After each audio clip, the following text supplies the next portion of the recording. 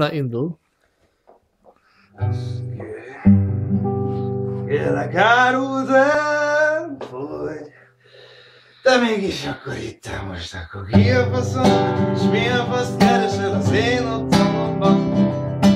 Hogy jöttél be, és mi a faszt fekszel az én nőm ágyában? Aztán arra is adjál valami választ, hogy hová lett a kajám. És hogy lehet az, hogy a kezemben ott van az egyik üvegpiám? Hát áruld el, és ki a faszom vagy, és miért nem parázol, hogy popám basznak? Meddig akarsz mindig ülni a tévém előtt? Nagyon szép, kérlek, hogy mondd meg, meddig akarsz még maradni, baszd meg, mert ha zavarlak, el is vehetek, de előbb. Légy szíves, mondjál valamit arra, hogy miért fekszik a csajom tőled balra, és miért néztek mind a ketten ilyen bután?